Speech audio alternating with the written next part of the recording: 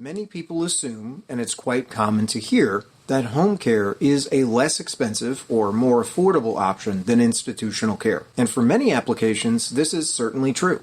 For example, if your loved one is mentally competent and lives semi-independently, and if they need 40 or fewer hours of care per week, then home care can be quite manageable.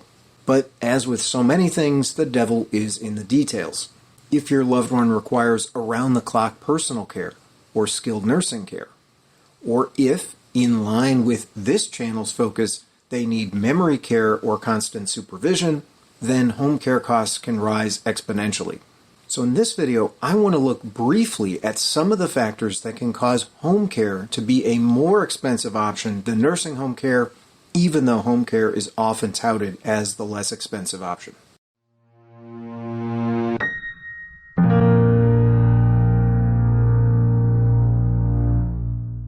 Some of what I say will necessarily be comparative. I'll tend to use nursing homes as a contrast class for convenience, but I don't want to get too deep into those weeds. And the reason is that nursing home costs can have just as many pricing variations as home care costs.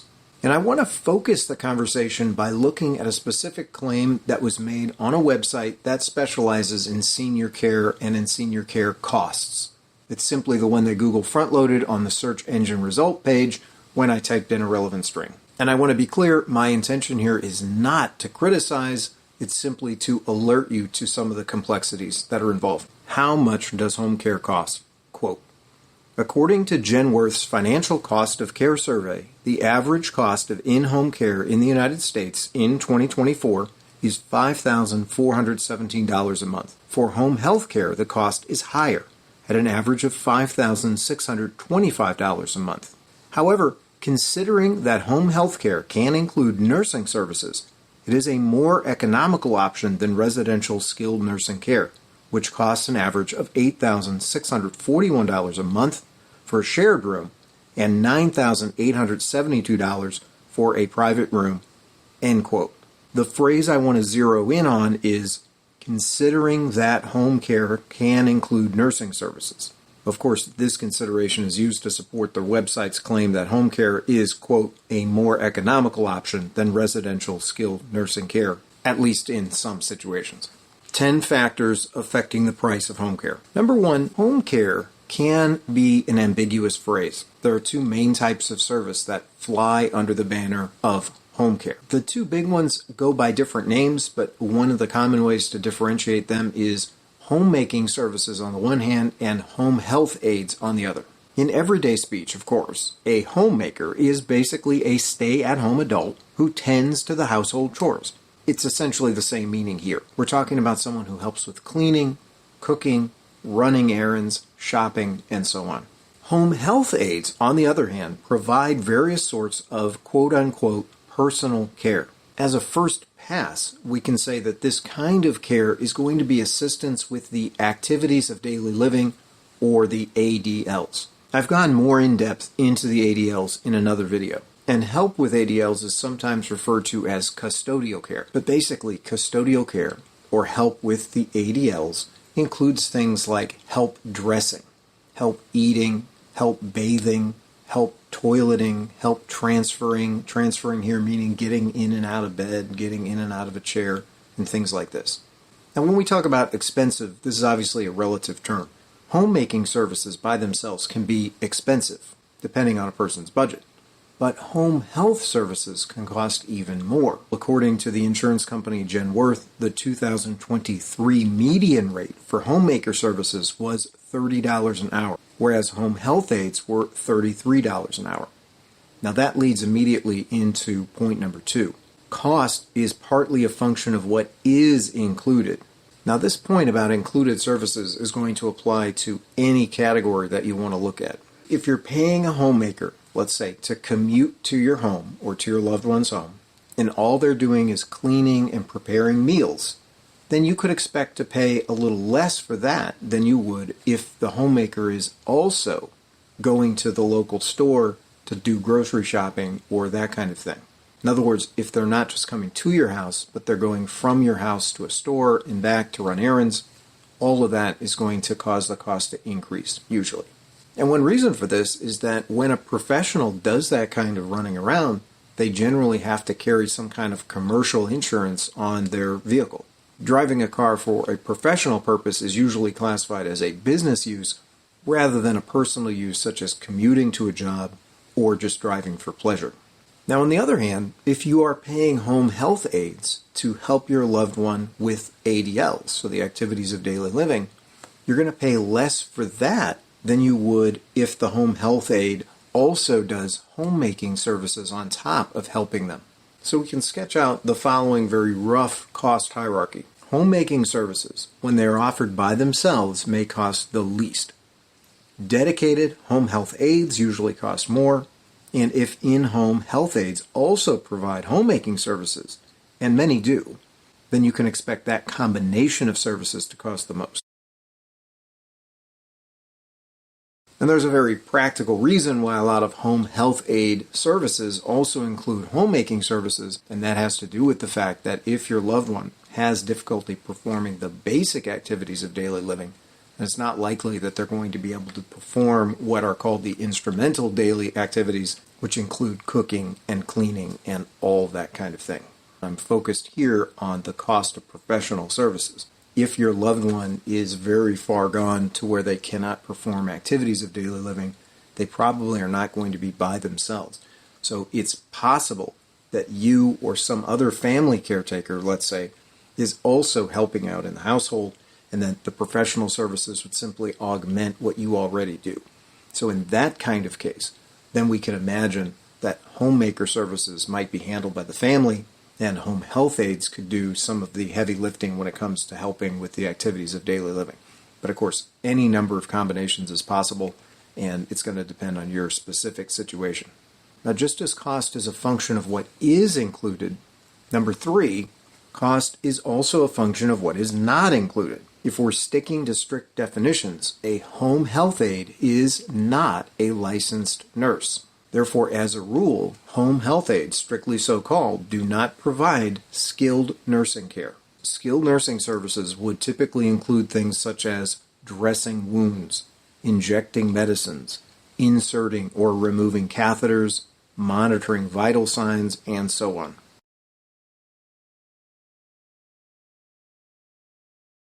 In fact, typically home health aides cannot even administer medication orally. They cannot open a pill bottle, take the pills in their hand, and then give them to your loved one. Now, they can assist your loved one by reading the labels on the bottles or by opening them and then handing the open bottle to your loved one, but it has to be up to the person who is being cared for to take the pill, and they have to know what they need to take and in what dosage and that kind of thing.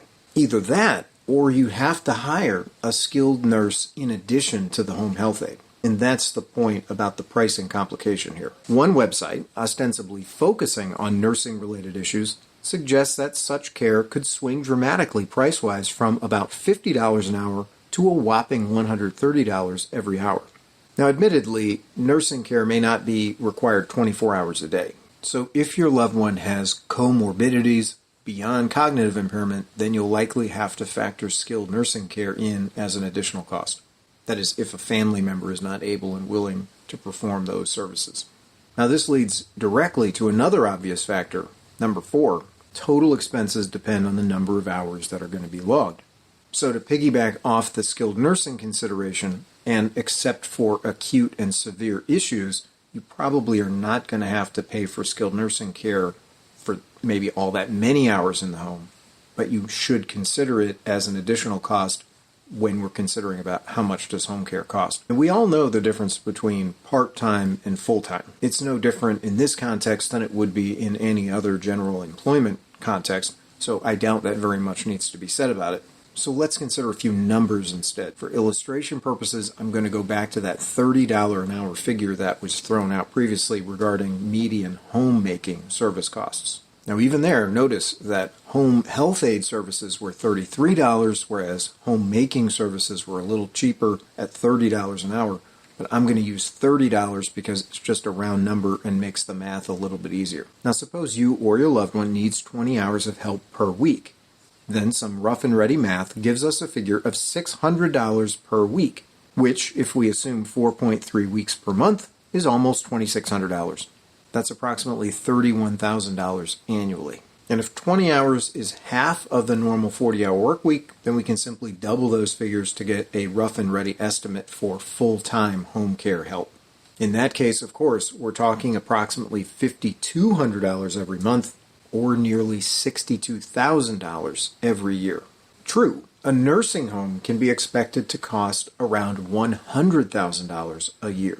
But for home care, of course, all the standard household expenses are still in play. These can be summarized in general terms with the acronym MUG, M-U-G, standing for mortgage or rent, utilities, and groceries. After all, home health aide or homemaking service providers may do the legwork of getting the groceries, but those service providers do not subsidize the groceries. They don't pay for the bill. So the point is, depending on your situation, you might not just be comparing the cost of a nursing home to the cost of home health services. You might have to add home health services to the costs that are already present just for running the household. And then you would compare that against nursing homes, for example, which would provide meals, they would provide utilities, and that cost is just built into the price of the nursing home. Obviously, this is going to depend very heavily on what your specific situation is. If you're taking your loved one into your own home, then you might run the numbers just a completely different way. Those figures can be shocking. I don't know how surprising they are. But there is a related consideration that can catch some people off guard. Specifically, number 5, there's a difference between full-time and 24/7. It turns out that full-time is something of a term of art. That is, it doesn't have one consistent definition that applies in every context.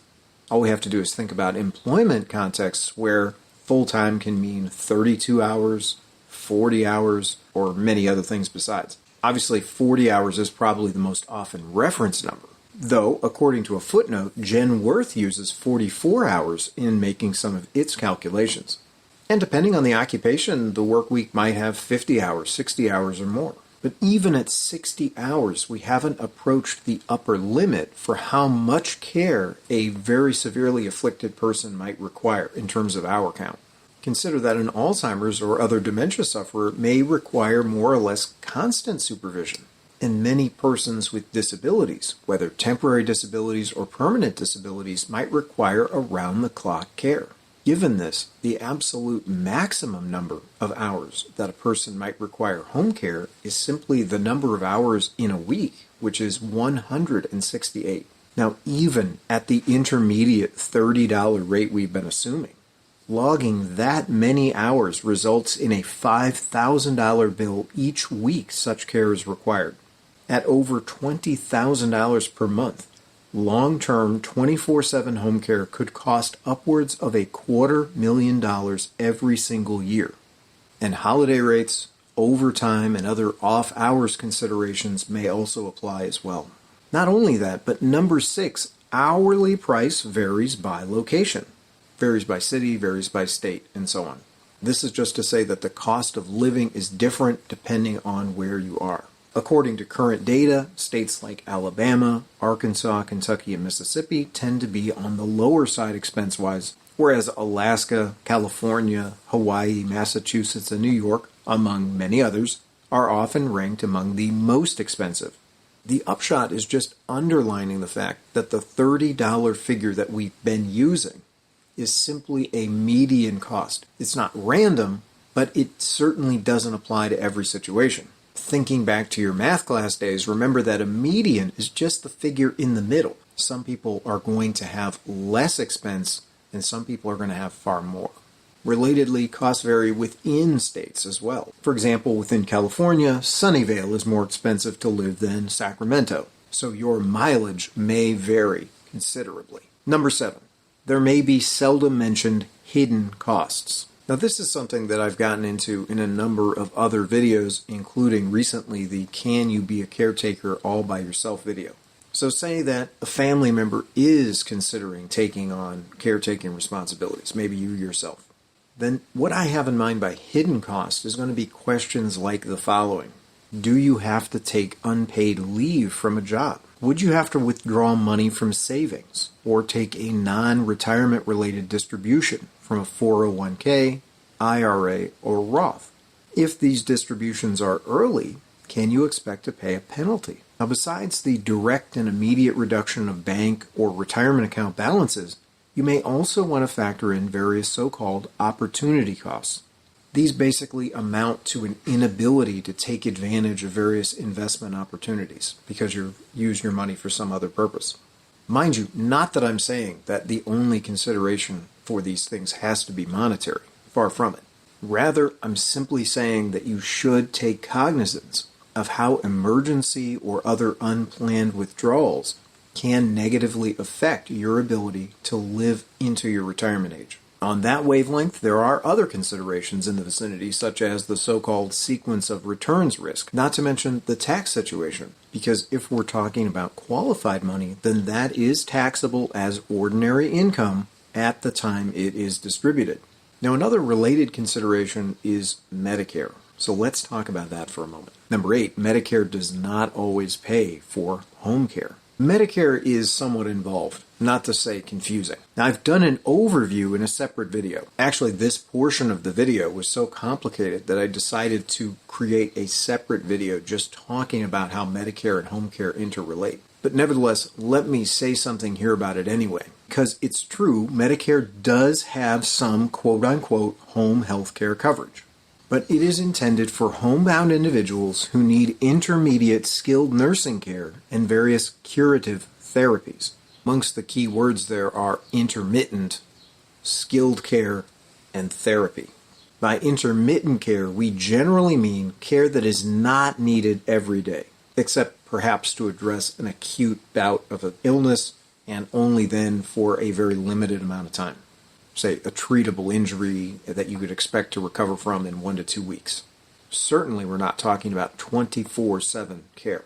Now, for the purposes of this channel, we can say that what is definitely not covered is the sort of personal custodial care by which a person is supervised or assisted with the activities of daily living or with the instrumental activities of daily living. To be specific, Medicare does not cover standalone help with things like bathing, eating, dressing, toileting, and that kind of thing.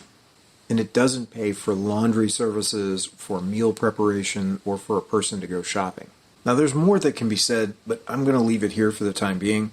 And if Medicare is part of your care scenario and you'd like to hear more, then please look for the forthcoming video.